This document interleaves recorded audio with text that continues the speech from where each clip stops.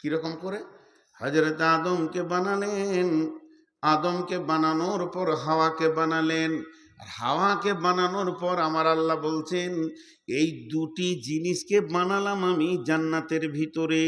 জান্নাতের ভিতরে বানালাম মানে দুশ্চরিত্র এবং দুশ্চরিত্রা ওরা নয়, ওরা হলো সুচরিত্রবান এবং সুচরিত্রবতী। ওদের দুজনকে আমি কাছাকাছি করে দিলাম, ফ্রি করে দিইনি। প্রথম বিয়ে করেছিল হজরতে আদম, শোনে মন দিয়ে অধম, প্রথম বিয়ে করেছিল হজরতে আদম। আদম নবী যদি বিয়ে না করিত, মানুষের সন্তান হতো গরু ছাগলের মতো, শুয়োর কুকুরের মতো। আল্লাহ প্রথমেই বিয়ে সিস্টেমটা করে দিলেন, হালালের লাইনটা করে দিলেন, যাতে হারাম লাইনটা না ঢুকে। কোনো শুক্রাণু কোনো ডিম্বাণু দুইজন যেন হারাম ভাবে মোলাকাত না করে। বিয়ে তো দূরের কথা, এই দুটি জিনিস যেন তারা হারাম ভাবে দেখা না করে। ওয়ালা তাকরাবুজ জিনা, এখানে লিখেছেন খবরদার তুমি শুক্রাণুটাকে হারাম জায়গায় পৌঁছে দিও না, যেখানে হারাম ডিম্বাণু রয়েছে, বাচ্চাটা অবৈধ তৈরি হয়ে যাবে। এই জায়গাটাকে বন্ধ করার জন্যে, ওই জায়গাটা কেটে দেওয়ার জন্যে আল্লাহ আদমের বিয়ে দিয়ে হাওয়াকে তার কোলে তুলে দিলেন।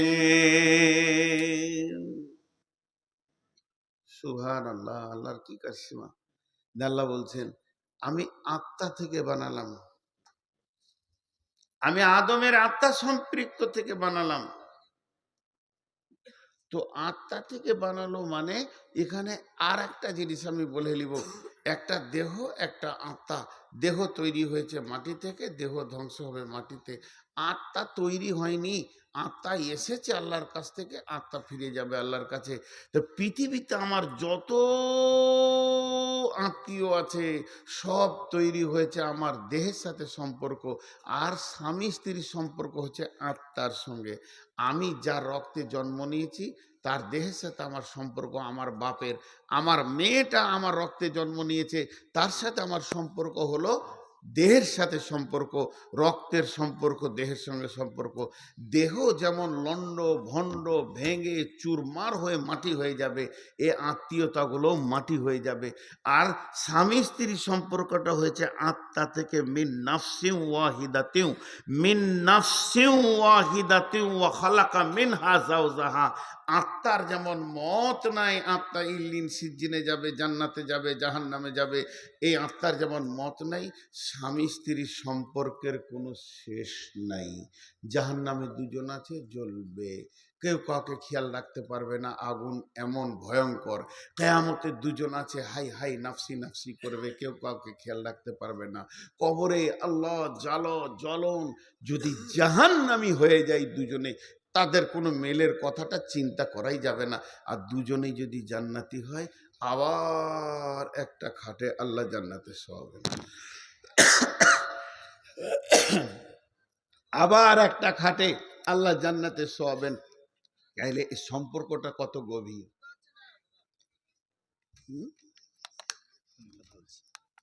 না না, তাহলে আমি যাই, হ্যাঁ তো আমিও শুধু যাই।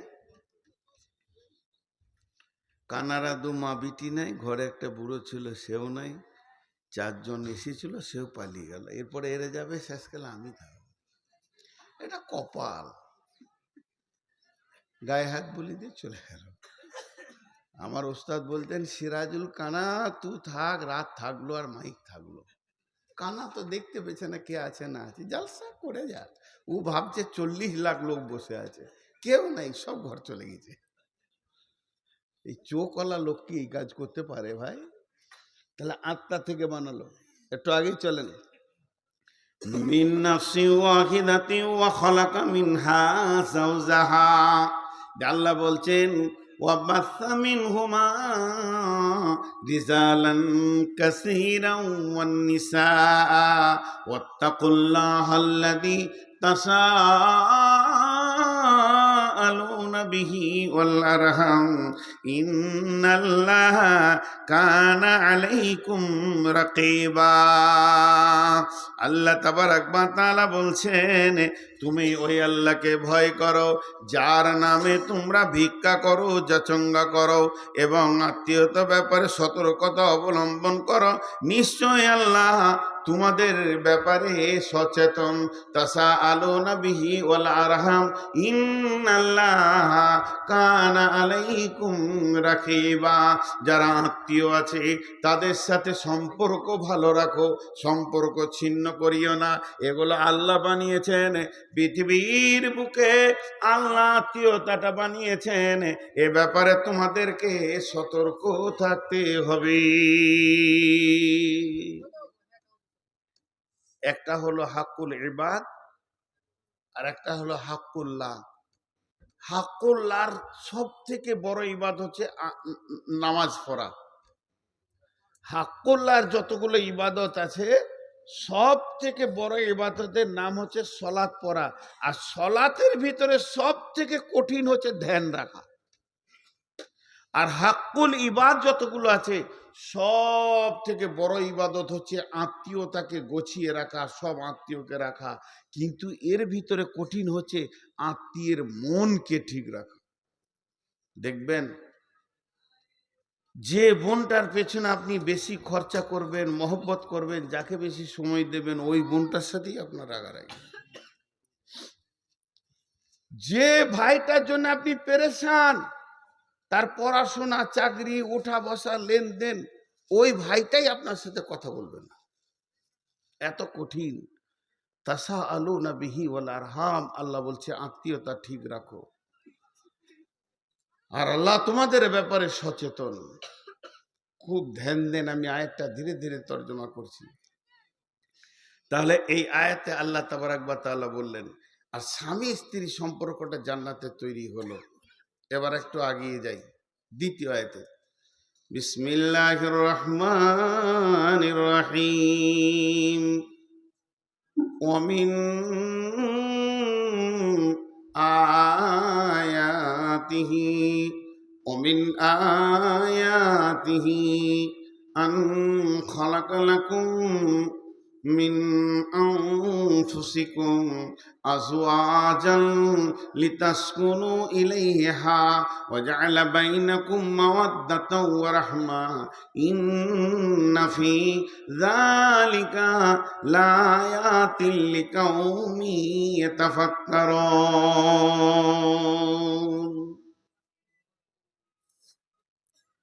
আয়াত মানে নিদর্শন। ভাই একটু মনোযোগ দেন। কিছু উচ্ছৃঙ্খল মানুষ কথা বলছে, এগুলো খারাপ। খুবই প্রয়োজন হলে আপনাদের বাইরে চলে যাওয়া উচিত। আর এই ছেলেগুলো লাফালাফি করছিস রে বাবা, একটু ধ্যান দিয়ে শোন, ভালো না লাগে চুপ করে বস। আল্লাহ বলছেন নিদর্শনের কথা। তা আল্লাহকে পাওয়ার ব্যাপারে যে নিদর্শনগুলো কোরআনে আল্লাহ ব্যবহার করেছেন সেগুলো গাধা আছে, বিভিন্ন আয়াত আছে। এই আয়াতগুলো ধরতে গেলে আবার শেষ হয়ে যাবে অন্যদিকে সময়। একটা আয়াত বলছি, বিসমিল্লাহির রহমানির রহিম। ইন্না ফি খালকিস সামাওয়াতি ওয়াল আরদি ওয়া ইখতিলাফিল লাইলি ওয়ান নাহারি লাআয়াতিল লিউলিল আলবাব।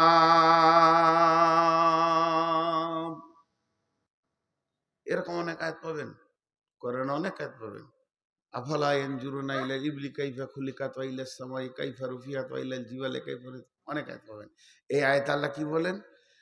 নিশ্চয়ই সৌরজগৎ সৃষ্টি করার ব্যাপারে, আসমানে যা ঝুলছে, যা দৌড়ছে, নক্ষত্র, তারা, প্লুটো, নেপচুন যা রয়েছে, মঙ্গল, বুধ গ্রহ, সৌরজগতের সৃষ্টি দেখে এবং জমিনকে সত্তবক আমি বানিয়েছি জমিনের ভিতরের কারিশমাকে দেখে, এবং দিবারাত্রির যে পরিবর্তনটা হতে রয়েছে, রাত দিনের পেছনে দৌড়ছে, দিন রাতের পেছনে দৌড়ছে, কিয়ামত পর্যন্ত কেউ কাউকে ধরতে পারবে না, দ্রুত গতিতে দৌড়ছে। সূরা ইয়াসিনে আল্লাহ বলছেন, এইগুলো যখন জ্ঞানী ব্যক্তিরা দেখবে তো ওই জায়গাতেই আমাকে খুঁজে পেয়ে যাবে।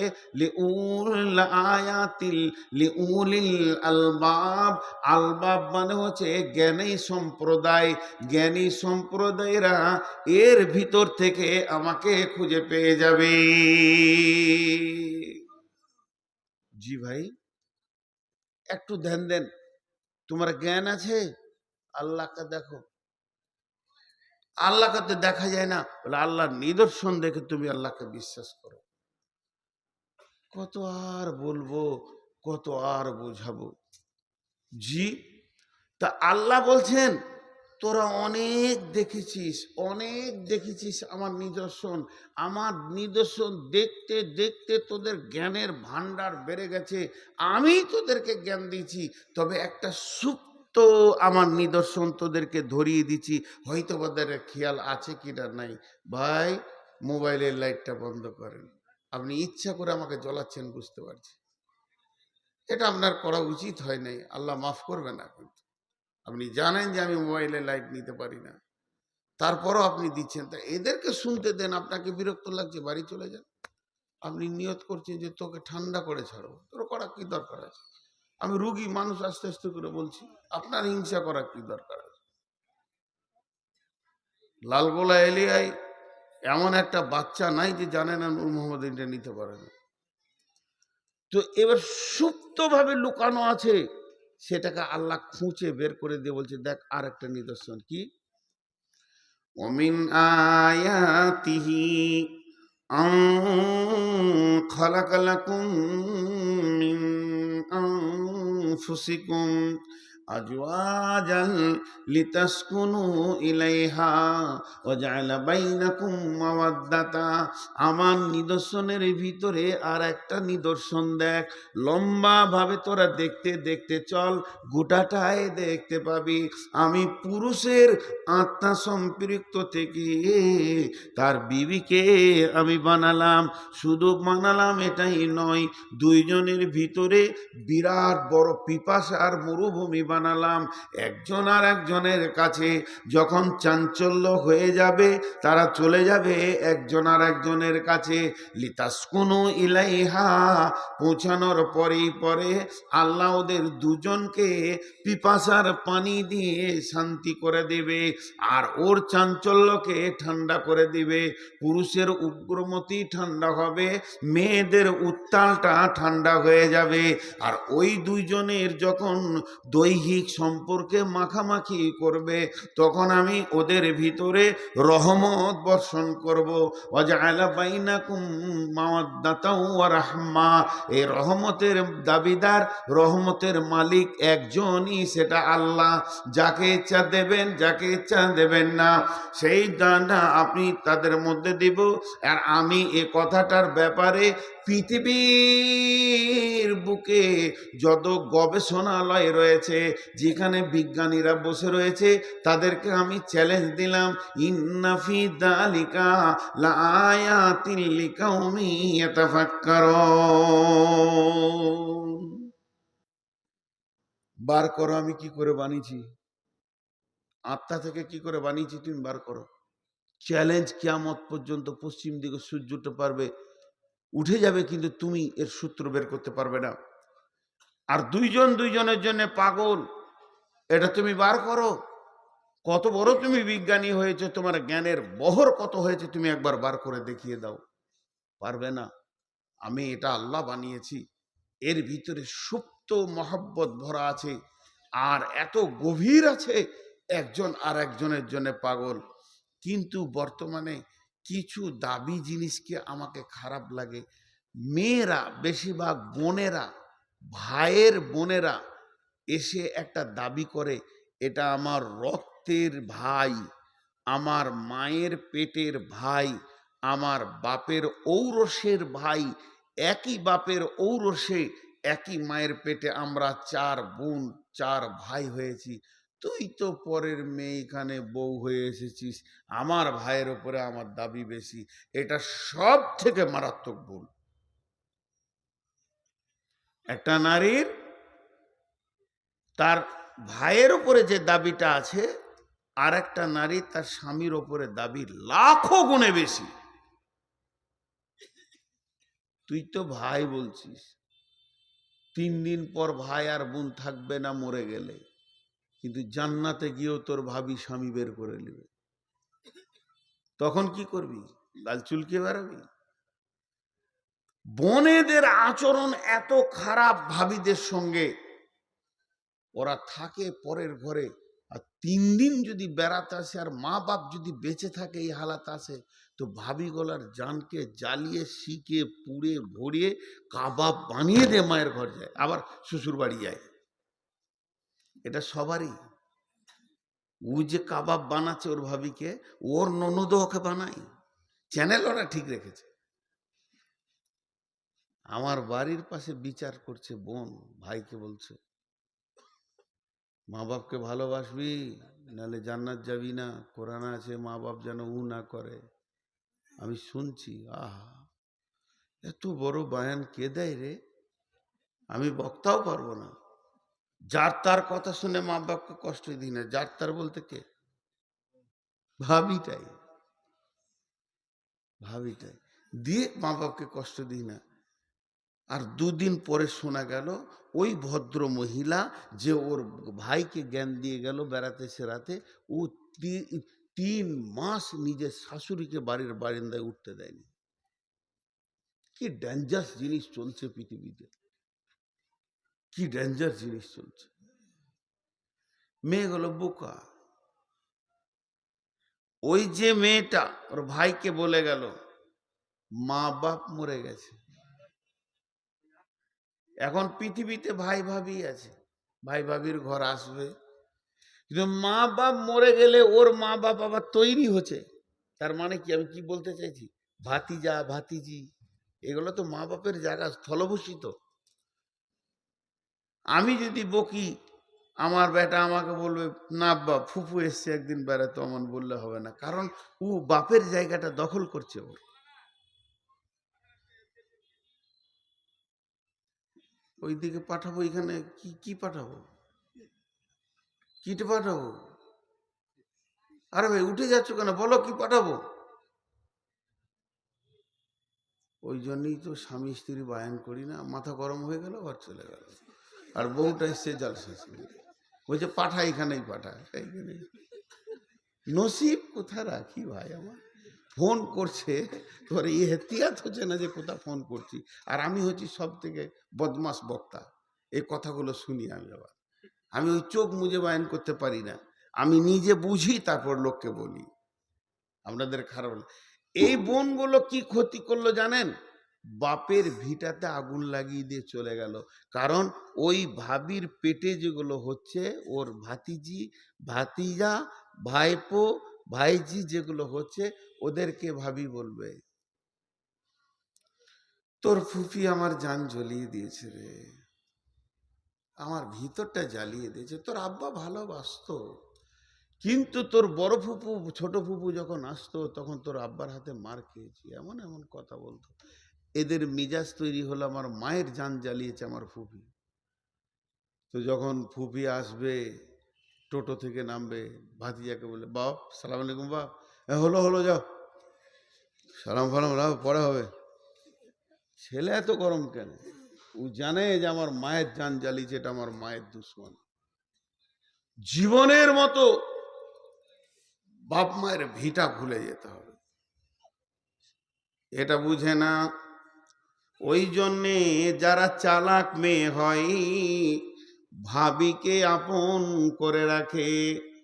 আল্লাহ তাবারাক ওয়া তাআলা বলে দিলেন যে সারা পৃথিবীর সমস্ত পুরুষের চয়ন সুতুন শান্তি আছে তার স্ত্রীর কাছে, ومن آياته أن خلق لكم من أنفسكم أزواجا لتسكنوا إليها وجعل بينكم مودة ورحمة إن في ذلك لآيات لقوم يتفكرون। দুটো আয়াত বললাম। এবারে দুজন কেমন করে দুনিয়াতে চলবে, স্বামী স্ত্রী কিভাবে চলবে, তারা কিভাবে দুনিয়া করবে। আগেকার জামানায় বিয়ে হলে পরে ওই দুইজনকে বিয়ে 3 দিন 4 দিন কি 5 দিন 10 দিন পরে কি বিয়ের 1 দিন 2 দিন পরে তাদের কাছে নানা আসতো কিংবা দাদা আসতো, দাদিজি আসতেন, নানিজি আসতেন, আর ওই দাম্পত্যকে দুইজনকে বসিয়ে দিয়ে ছোট ছোট ছোট ছোট করে জ্ঞান দিতেন। বন্ধু, হে ভাইয়া, ওরে আমার বোন রে, নাতি রে, পুতি রে, তোমাদের বিয়ে হয়েছে মানে তোমরা মহা সমুদ্রে একটা কিনারায় নেমেছো। এই সমুদ্রটার নাম হলো দাম্পত্য জীবনের সমুদ্র। একজন আর একজনের হাত ধরবে, আর এমন মজবুত করে ধরবে, দাম্পত্যে সমুদ্রে মাঝে মাঝে বড় বড় জোয়ার উঠবে, ভাটি আসবে, তখন যেন হাতটা ছাড়া না হয়ে যায়। তুমি ওকে ধরবে, ও তোমাকে ধরবে, দাম্পত্য সমুদ্রকে পার হয়ে পরপারে যেতে হবে, তবেই তোমরা কামিয়াব হবে। আর সমুদ্রের মাঝে যদি একে অপরের হাত ছাড়া হয়ে যায়, এই জোয়ারকে সহ্য করতে না পারো, তাইলে দাম্পত্য জীবনে তুমি সুখী হতে পারবে না। এইভাবে ছোট ছোট ছোট ছোট ছেলে মেয়েদেরকে জ্ঞান দেওয়া হতো। আমাকে দিয়েছে। বিয়ে করে 1 সপ্তাহ হয়নি, সম্পর্কে দাদু হলো, দুইজনকে বসিয়ে কত কথা বললো, জ্ঞানের কথা সব। এরকম হবে, তুই সহ্য করবি, এরকম হবে, চলবি, জ্ঞানের কথা বলতো।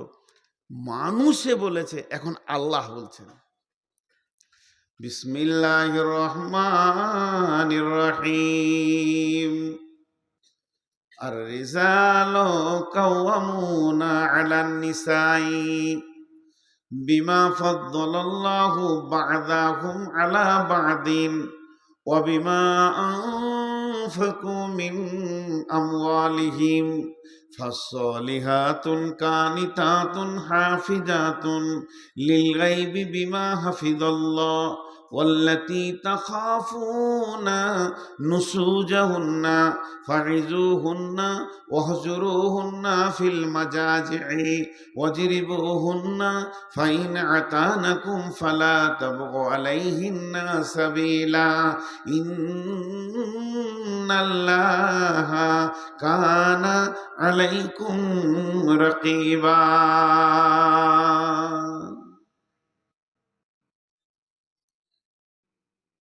জি, আল্লাহ দিচ্ছেন।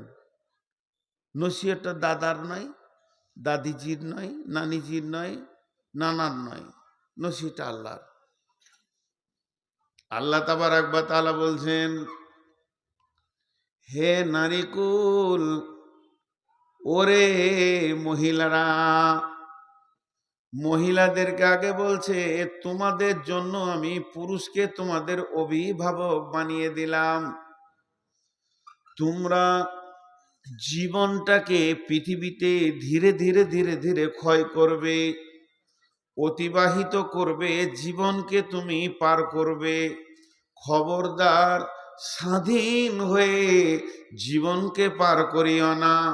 তুমি পরাধীনতা অবস্থায় তুমি অধীনস্থে জীবন কাটাবে, তোমার স্বামীর অধীনস্থে জীবনকে কাটাবে। মেয়েরা 4টা পুরুষের অধীনস্থে জীবন কাটাবে, বাপ, ভাই, স্বামী, সন্তান, এদের ওপরে যাবে না, এদের ওপরে কথা বলবে না, তুমি এদের ডিরেকশনে চলবে, যে মেয়েটি জান্নাতি হয়, যে মেয়েটি জান্নাতে যদি যেতে চায়, যদি আল্লাহকে আপন বানাতে চায়, আল্লাহর যদি আপন হতে চায়, তাহলে ওকে চিরদিন একটা জিনিস মেনে নিতে হবে যে আমি স্বাধীনতার মুখ দেখব না, পরাধীন হয়ে জীবনটা আমি চালিয়ে দেব। বাপের অধীনস্থে থাকবে, ভাইয়ের অধীনস্থে থাকবে, স্বামীর অধীনস্থে থাকবে, এবং সে স্বামী মারা গেলে ছেলের অধীনস্থে থাকবে। আল্লাহ তাবারাক ওয়া তাআলা বললেন, তোমার তো সুখ শান্তি জান্নাত নিয়ে দরকার, তবে কেন দুনিয়াতে স্বাধীন বিচরণ তুমি করবে?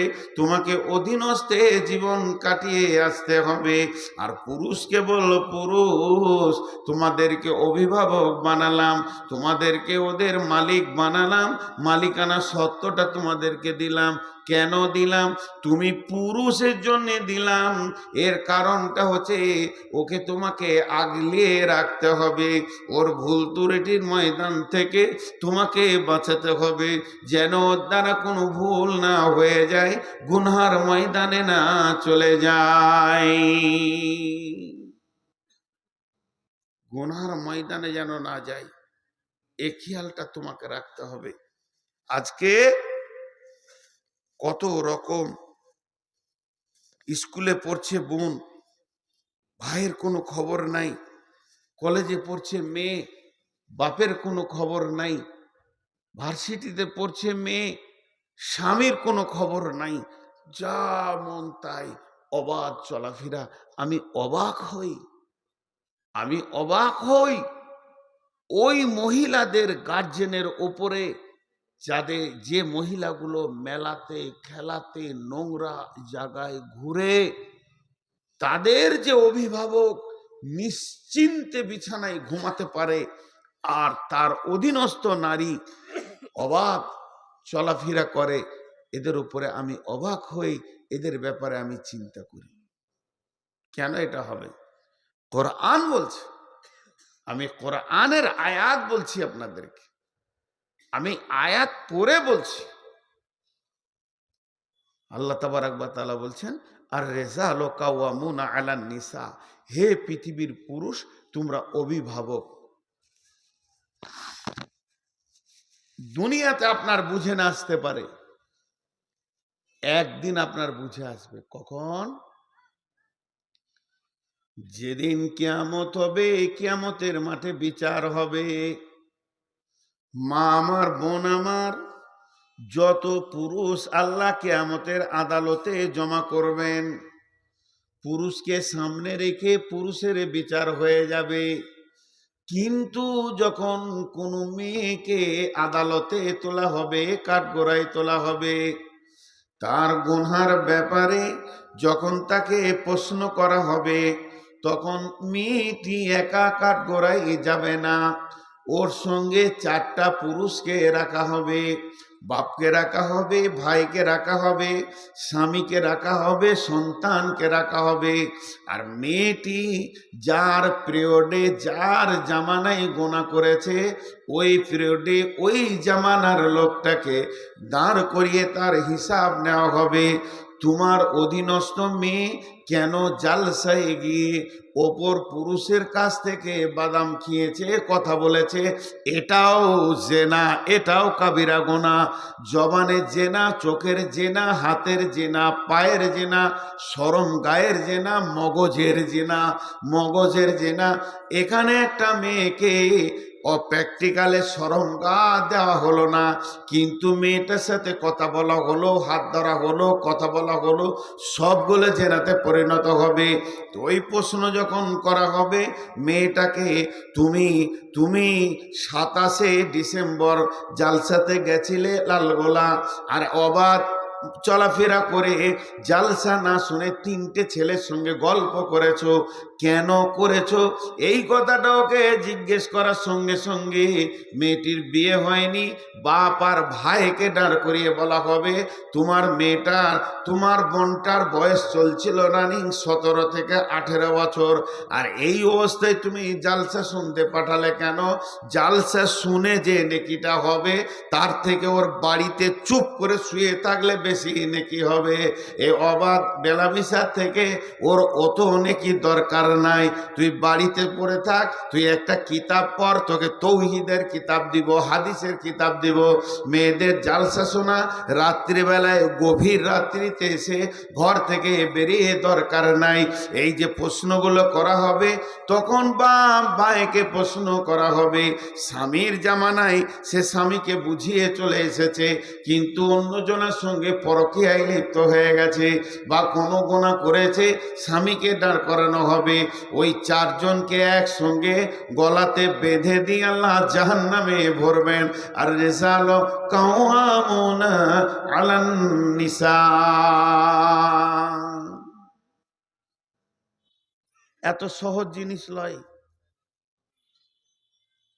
আমার গাড়িটা রাস্তায় চলছে, একটা ছেলে মোটর বাইক নিচে সামনে লাগিয়ে দিল। ওই তুই লাগালি কেন? কথাটা বোঝার চেষ্টা করেন। ওই তুই লাগালি কেন? জি আমি এই সাইড দিয়ে যাচ্ছিলাম। কাঁচটা তো ভেঙে দিয়েছিস তুই, গাড়ির কাঁচটা ভেঙে দিয়েছিস। একটু ধৈর্য ধরেন, এটা বুঝেন, আমি উদাহরণ দিচ্ছি। পাড়া পাড় তিনটে ওর গালে মেরে দিলাম। ও মনে মনে ভাবছে মারবি মারগা, কাঁচ তো ভেঙেছি, টাকা লাগলো না। ও চলে গেল, আমিও চলে গেলাম। ও কোথাকার আমি জানি না, আমি মুরব্বি বলে কিছু বলেনি, আমার দাড়ি পাকা। ও ইয়ং ছেলে, এই উত্তাল বয়স 16-17, লেগগাটা লেগে গিয়ে কাঁচটা ভেঙে গেছে। এবার আমার মন আমাকে বলছে, তুই তো 3 চর মেরেছিস, ওইটা কি তোর হক আছে? কাঁচটাও ভেঙেছে তোর গাড়ি, তোর ড্রাইভারও হ্যান্ডেলটা এদিকে করেছিল। আল্লাহর আদালতে এই বিচারটা যখন হবে, তো তখন দেখা যাবে যে জেরক্স বেরিয়ে আসছে, কাগজ রিজাল্ট, যে আমার ড্রাইভার ডান দিকে হ্যান্ডেল কাঁপিয়েছে বলি ভেঙেছে। তাহলে তো মরখর হক রাখে না। এই বিচারটা যদি হয়, তাহলে আমার মারাটা ভুল হয়েছে, আমারটা ভুল হয়েছে। কিছুদিন আগে আমার ট্রাকে বাম দিক ডান দিকটা ঘষে চেঁচে নামিয়ে দিলে, ড্রাইভার খুব বকছে, ট্রাকওয়ালা ভয়ে দাঁড়িয়ে গেছে টুঙ্গি দিঘিতে, একবার দিনাজপুরে, ইয়ং ছেলে। আমি নামলাম, নেমে বললাম তোমাদের বাড়ি কোথায়? তো বলছে ইসলামপুর। লে মজা, ইসলামপুর আমি পড়েছি। কার গাড়ি গো? তো যার গাড়ি ওকে আমি মামা বলি। ফোন লাগাও তো। ফোন লাগলো, মামা আপনার গাড়ি যে আমার গাড়িকে চেঁচে দিয়েছে গো। কোন ঠেরে বেটা? আমরা এখানে টুই দিয়ে। আমি ড্রাইভারকে বললাম, এটা কিয়ামতের দিন বিচার হবে রে, তোর দোষ না ওর দোষ, তোর দোষ না ওর দোষ, সেটা কেয়ামতের দিন বিচার হবে। ওদিন বললাম চলে যাও, শিলিগুড়ি যাচ্ছিল, যা করার মালিকের সঙ্গে বুঝবো, পরে দেখা করি। তো হাসছে, বলে তুমি যা নেবে তাই দেবো, আমার কিছুই নেবো না। ঘরে ঘরে ঠোকাঠুকি হয়েছে, কি নেবো? আমার গেল 5,000, 10,000, 20,000 আমার একটা গেল, কিন্তু আমি বিচারটা ওইখানে চিন্তা করছি। এখন একবার আমি বলতে চাইছি ওই মহিলার মা বা ওই মহিলার বাপ ভাই স্বামীকে ছেলেকে, জি, যে আপনি একবার সূক্ষ্ম ঠান্ডা মস্তিষ্কে বসে একা একবার জিকির করেন, সুবহানাল্লাহ, আলহামদুলিল্লাহ, ওয়া লা ইলাহা ইল্লাল্লাহ, আকবার, আস্তাগফিরুল্লাহ, তওবা, যা কিছু আছে এইগুলো বাদ দিয়ে খালি ধ্যান দিয়ে একবার 3 মিনিট বুঝেন যে আমার বেটিটা এখন কোথা, আমার বেটিটা এখন কোথা? জালসা শুনতে গেছে। জালসার মজলিসে আছে না বাঁশের তলাতে দাঁড়িয়ে আছে? একজনের গলা ধরে কথা বলছো।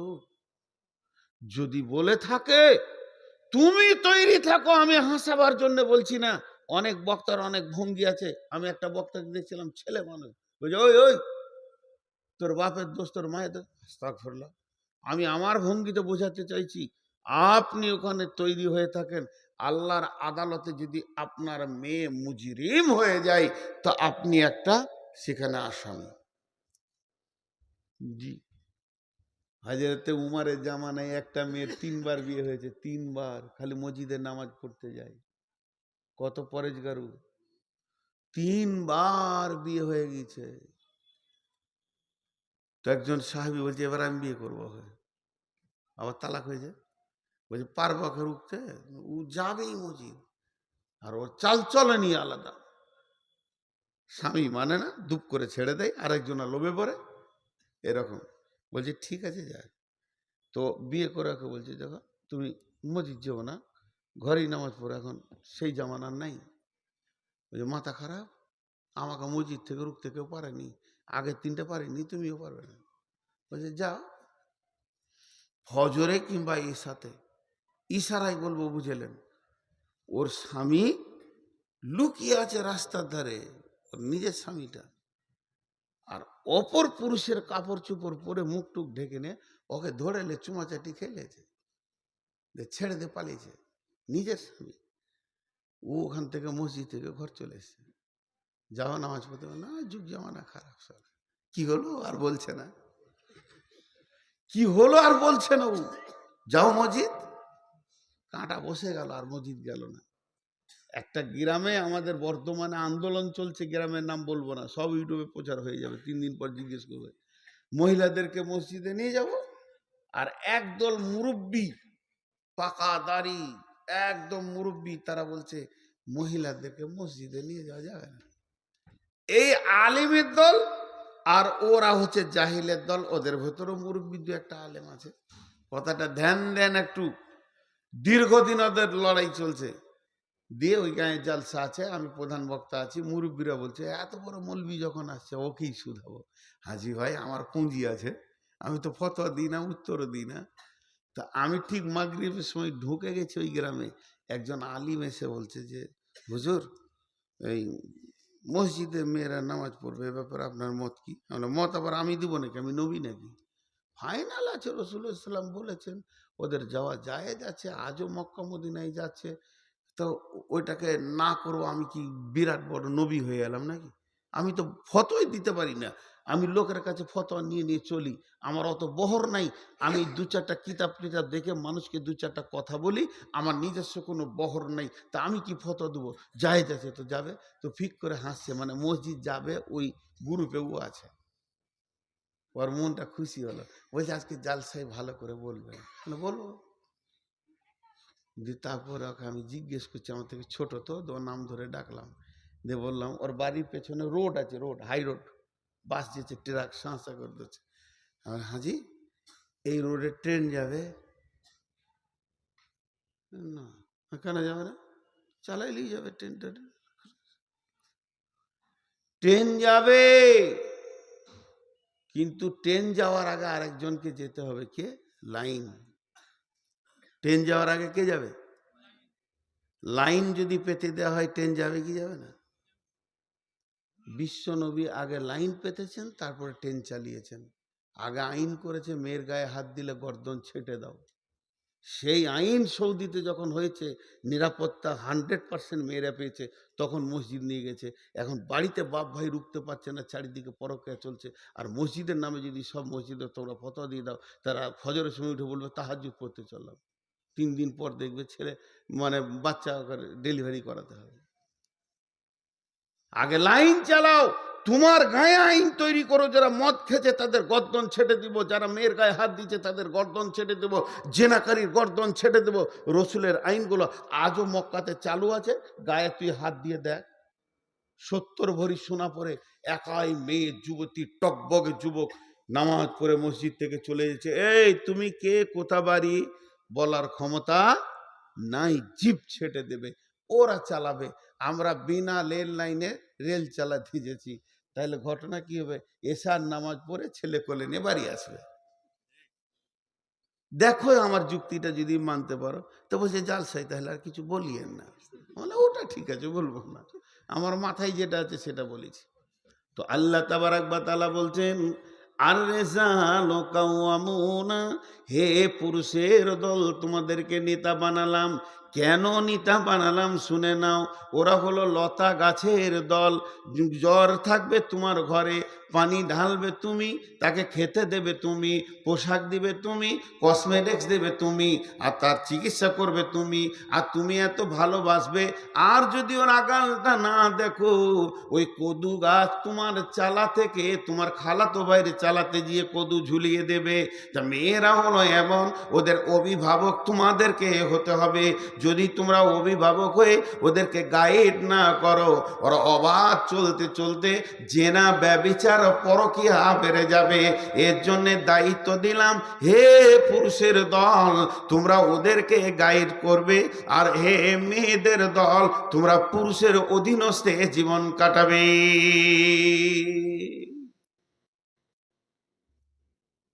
কাটাবে। 12টা বেজেছে। আজকে ক তারিখ?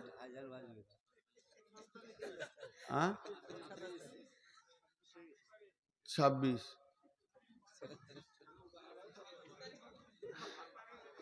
কোন ফের ওটা?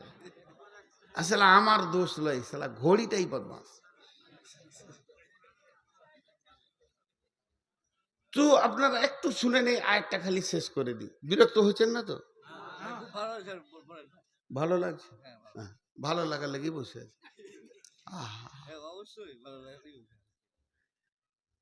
আমি কিছু বলে যেতে চাইছি যে মেয়ে এবং ছেলে উভয়ে বুঝুক। তাহলে এদেরকে পুরুষ করা হয়েছে, মাঝে আবার মাথা মোটা মনে মনে করছে আল্লাহ আমাদেরকে এমনি অভিভাবক করেছে, আমি কি কমজোর আছি নাকি? ও তো নিয়ে আলাম, ছেলে পিলে ছিল না, দিলাম 4টা ছেলের মা বানিয়ে, তাহলে কি আমি বেটা ছেলে কম আছি নাকি? আল্লাহ বলছে তুই একটা ছেলে বানাবি, তোকে 2 বছর লেগে যাবে, 1 বছর লেগে যাবে একটা ছেলের মা বানাতে। আর একটা নিকৃষ্ট হারাম প্রাণী আছে শূকর, ওর যে ইঞ্জিন কত জোর, ও 1 সিজনে 1.5 ডজন বানাবে। তাহলে ও কি বড় আল্লাহর ওলি হয়ে গেল নাকি? ছেলে বানানোটাই যদি আল্লাহর ওলি হওয়ার প্রতীক হতো, তাহলে তো সবাই হয়ে যেত। খাও, কামাও, আর বাচ্চা পয়দা করো, 3টে কাজ করো, যখন ডাক আসবে চলে যাও। জি না, আল্লাহ এটা ক্লিয়ার করছেন, বিমা বিমা ফাদ্দালাল্লাহু বা'দাহুম আলা বা'দিন, বিমা ফাদ্দালাল্লাহু বা'দাহুম আলা বা'দিন। আমি আমার বিবিকে 2টি 500 টাকা নোট দিলাম, আমার বিবি আমাকে একটা 1000 টাকা নোট দিল। যেমন কারো কাছে কোনো ঋণ থাকলো না, কেউ কারো কাছে দায়বদ্ধতা থাকলো না। আল্লাহ তাবারাক ওয়া তাআলা বলছেন, তুমি যেমন তোমার বিবিকে খুশি করো, তোমার বিবিও তোমাকে খুশি করে দেয়। এই বাচ্চা পৃথিবীতে আসা, সন্তান পৃথিবীতে আসা, এই ব্যাপারে কাউকে কারো উপরে প্রাধান্য দিলে হবে না। দুইজন জনের ভূমিকা পালন করেছো, এর জন্য পৃথিবীতে সন্তান এসেছে। আর আমি সন্তানগুলো এই রকম সিস্টেমে দিয়ে থাকি, 2টি প্রাণ 2টো বংশ থেকে আসবে, তারা মিলবে, মধ্যখানে একটা সন্তান, একজনকে মা একজনকে আব্বা ডাকবে, আর একই গালে 2জন চুমা দেবে। এদের প্রেমের লংজিভিটিটা দীর্ঘদিন বেড়ে যাবে। আমি আল্লাহ এই সিস্টেমটা বানিয়েছি।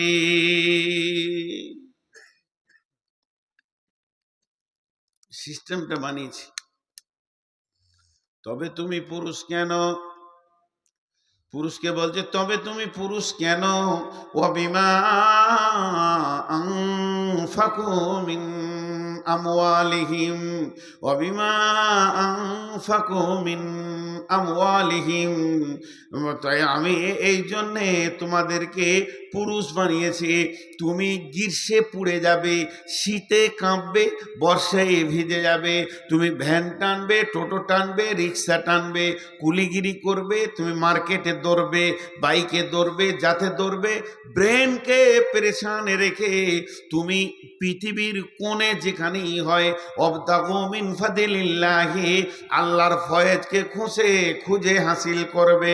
হালাল উপার্জন করে নিয়েছে, তোমার ইনকাম ইনকামের টাকাতে তুমি তোমার বিবিকে আনন্দ দেবে, খুশি করবে, টাকা দেবে, তাকে তুমি খাওয়াবে, চিকিৎসা করাবে, তাকে তুমি পড়াবে, তোমার পয়সাতে সে আনন্দ উপভোগ করবে। এর জন্যে তোমাকে আমি পুরুষ বানিয়েছি।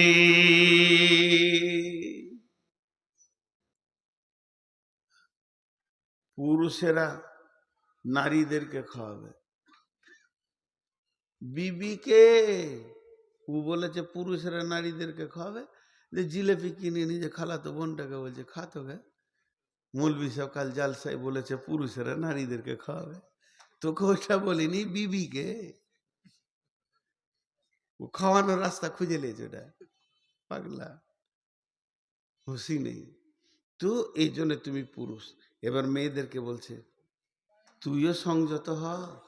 আল্লাহর ওসিয়তটা দেখেন কেমন, একবার বলছে একবার বলছে তুইও সংযত হ, তুই বেশি চিল্লাস না।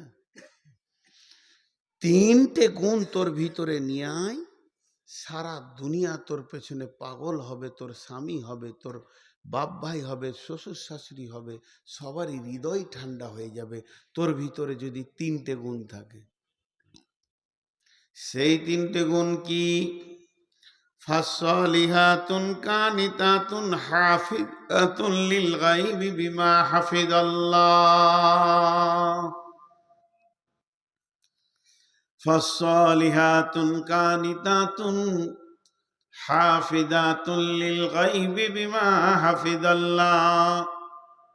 তোমরা সালেহা হয়ে যাও, নেককার হয়ে যাও, हिफाजत करने वाली হয়ে যাও, অল্পে সন্তুষ্টি होने वाली হয়ে যাও।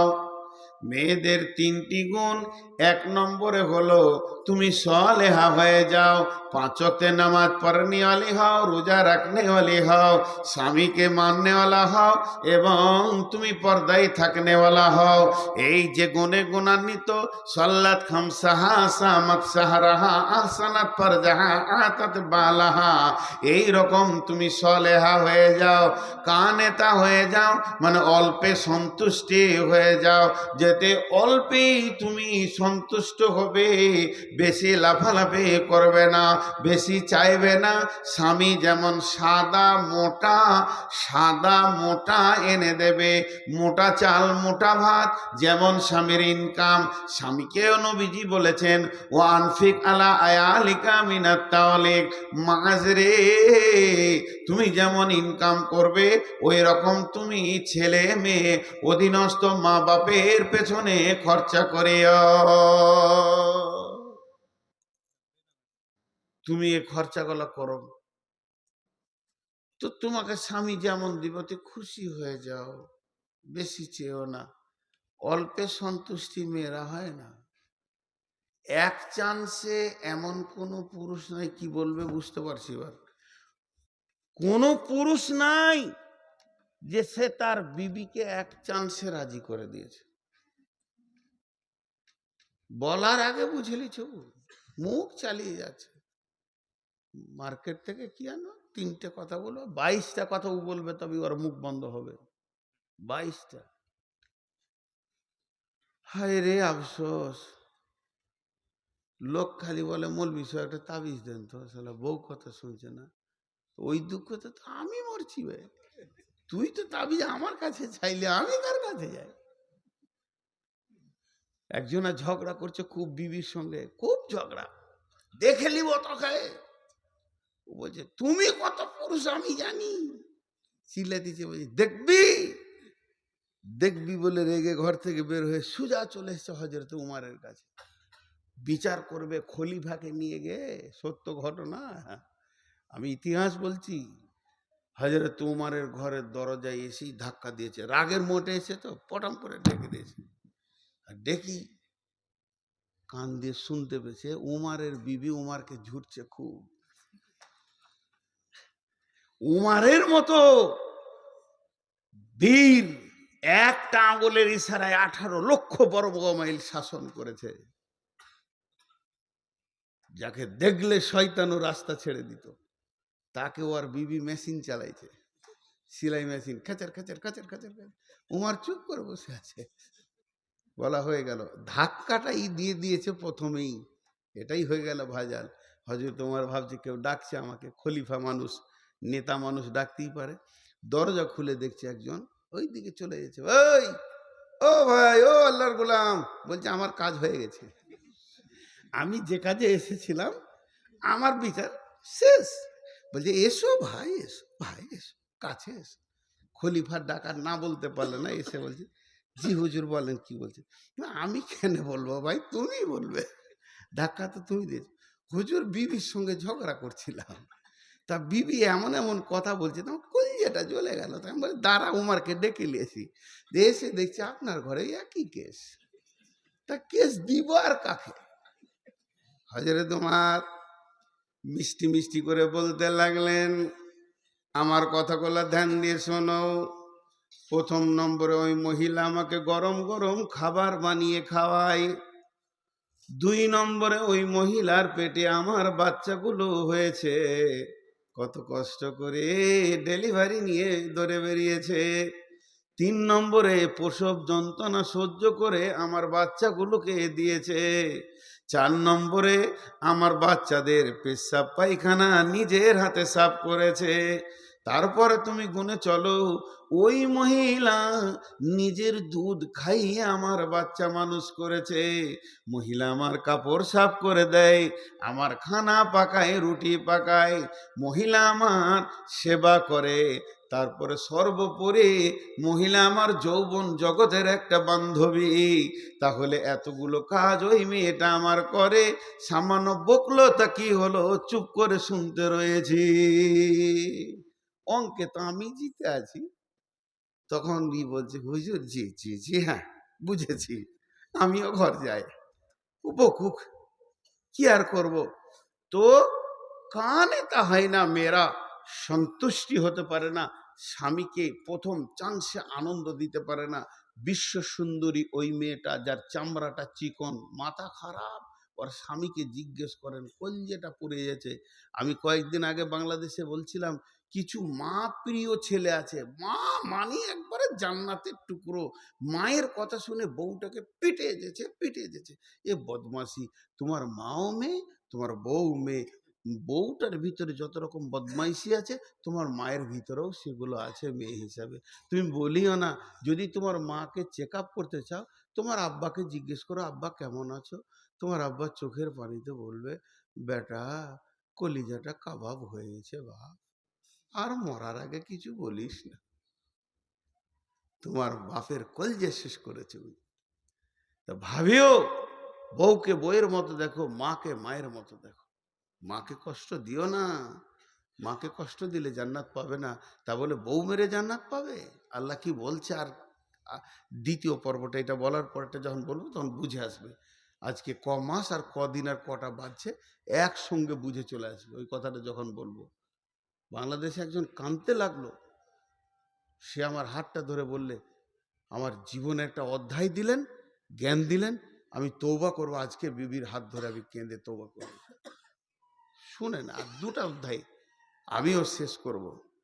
ফালা তাবগু আলাইহিন্না সাবি, আল্লাহ বলছেন তাহলে তুমি প্রথমে সলেহা হয়ে যাবে, নামাজি পরেজগার হয়ে যাবে।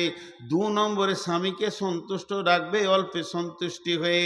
3 নম্বরে তুমি হাফেজা হয়ে যাও, হাফেজা মানে হিফাজত করনেওয়ালি হয়ে যাও। প্রথম নম্বর তোমার বডিটা তোমাকে হেফাজত করতে হবে।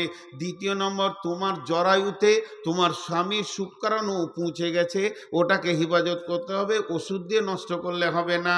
3 নম্বরে স্বামীর মালের হেফাজত করতে হবে।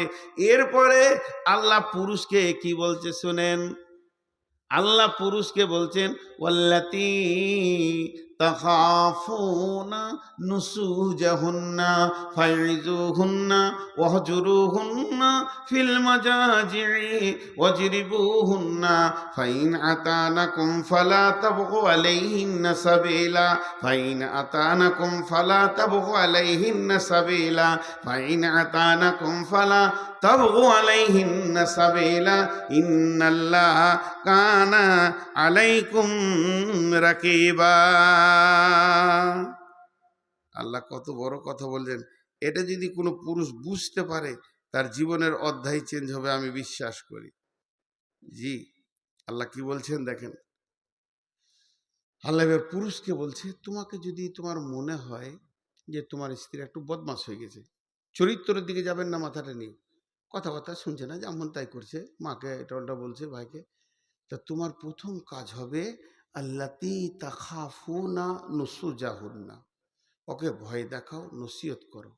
তুমি তো আলেম নাও, নসিহত জানো না, তা যাও একটা আলেমের কাছে জিজ্ঞেস করে এসো, একটা হাদিস শিখে এসো, দুইটা বিবিকে বলো, শোন, আল্লাহ জান্নাত দেবে, সুখে থাকবি। জি, এই যে ওসিয়ত করো, বুঝাও। আমার যখন মেয়েটা হয়নি, তো তখন আমি মাসে 2 মাসে একটা জালসা করি, একবার পুরো ইয়ং, আর বিয়ে হয়েছে মোটামুটি 1-2 হলো, 3 হলো, তো 2 মাসে একটা জালসা পেতাম। কোথাও ডাকতো, 200 টাকা দিত, যেতাম, মাগরিবে পরেই দিয়ে দিত, ঘর চলে আসতাম। তো হুগলি যাব একটা জায়গা, পকেটে একটাও টাকা নেই, তাড়াতাড়ি করে ভাত খেয়েছি, বাস ধরতে হবে, ট্রেন ধরতে হবে, পকেটে একটাও টাকা নেই। তো আমার বিবি গরম গরম ভাত থালাতে দিচ্ছে, আর আমি তখন জালসা শুরু করেছি, যদি টাকা পাই। তা আমি বললাম, জালসা হাদিস কোরআন আর কি বলবো, লম্বা করে বাংলায় চালাইছি। আহ, যে মেয়ে স্বামীর উপকার করবে, স্বামীকে ভালোবাসবে, স্বামীকে দেখবে জান ভরে, আল্লাহ তাকে জান্নাত দেবে। তো বিবি বলছে, ভাত খাও, নিজের কাজে যাও। নিলে না, ওসিয়ত গরম হয়ে গেছে, লিছে না, কেটে গেল, থেদ কেটে। আবার শুরু করলাম, স্বামীর অভাবের সময় যে দেখবে, বলছে তোমাকে 100 টাকা দিতে পারি। আমি তাড়াতাড়ি ভাত খেতে বসলাম, দেখ 100 টাকা হলো, পকেটে টাকা ছিল না, আমার বিবির কাছে 200-300 টাকা ছিল, তো ওটা কেড়ে তো লিয়া যাবে না, জালসা করে নিলাম। 100 টাকা দিলে, 100 টাকা দিতে পারি, 300 টাকা আছে, 100 টাকা নিয়ে বেরিয়ে গেলাম। ভাবলাম বিবি দিয়ে দিলে, জালসা করে সে ঘর ঢুকছি, বলছে আমার টাকা দাও। কি বিপদ, জালসা এলাই না। তো ওই জন্য আল্লাহ বলছেন, আল্লাতি তাকাফুনা নুসুজহুন্না নুসুজাহুন্না ফাইজুহুন্না, তোমার বিবিকে যদি তোমার নজরে মনে হয় অসঙ্গত চলছে, ভালো লাগছে না, তার চলাফেরা চরিত্রের দিকে মাথা নিয়ে যাবেন না, চলাফেরা উঠা বসা কেমন লাগছে, তাহলে তুমি ছোট ছোট ওসিয়ত করো, আখেরাতের ভয় দেখাও, জাহান্নামের ভয় দেখাও।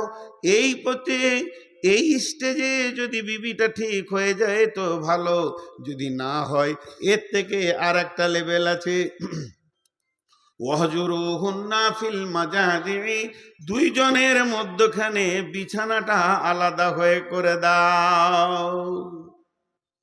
একই রুমে তোমার বিছানায় ওকে উঠতে দিও না, না হলে তুমি বিছানায় শুয়ে থাকবে, তুমি চোর সরে অন্য জায়গায় শো। যদি শিক্ষিতা মেয়ে হয়, আল্লাহলি মেয়ে হয়, জীবনে স্বামীকে ছাড়া অন্য বিছানায় বিনা কারণে যাবে না। করে কুটুম এসছে, জায়গা নেই, সেটা আলাদা, রাগারাগি করে স্বামীর বিছানা ছাড়া অন্য বিছানায় যাবে না। তাতেও যদি ঠিক না হয়, 1 নম্বর গেল, 2 নম্বর গেল, 3 নম্বর আল্লাহ বলছেন ওয়াজরিবুহুন্না, ওয়াজরিবুহুন্না,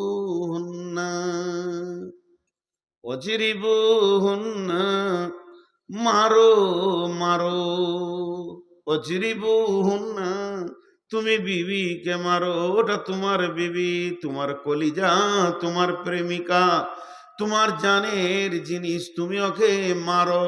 কতটা পরিমাণ মারবে, শাসনে যতটা লাগে ততটাই মারবে, কিন্তু এমন করে মেরে দিও না হাতটা ল্যাংড়া করে দিয়েছো, কপালটা কেটে দিয়েছো, যেন সে মেয়েটা বিকৃতি হয়ে গেল, চেহারাটাই ওর সম্পদ তুমি নষ্ট করে দিলে, আর তুমি অ্যাক্সিডেন্টলি মারা গেলে স্ট্রোক হয়ে, আর তোমার বিবিকে দ্বিতীয় বিয়ে দিতে পারছে না, ওই মারের দাগ এমন হয়ে গেছে, এটা তোমার করার অধিকার নাই।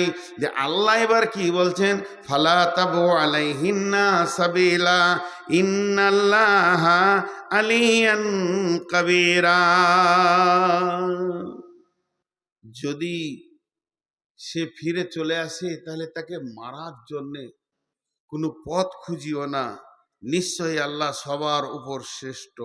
এর মানে কি, ওইগুলো করে যদি তোমার বিবি পথে চলে আসে, মাকে আনন্দ দেওয়ার জন্য বিবিকে মারবে, এই কারণগুলো কারণ নয়। বোনকে খুশি করার জন্য বইয়ের গালে থাপ্পড় মারবে, এগুলো কারণ নয়। ছোট্ট করে একটা কথা বলছি, ছোট্ট করে, আপনারা 4টা মিনিট দেন, পুরো 12:30টায় ছেড়ে দিব। আমি অনেক বড় রুগী ভাই আমার, তাও আমি মাত্র 15 মিনিটের কনসিডার নিচ্ছি। তো ছোট্ট করে উদাহরণটা দিচ্ছি। ওই মেয়েটি যাকে আপনি বিয়ে করেছেন, যখন আপনার সঙ্গে বিয়েটা পড়ানো হয়নি, তখন ও কে ছিল? শ্বশুরের বিটি, শালার বোন আজও আছে, মানে ওদের দায়িত্বে ছিল, এটা বলছি।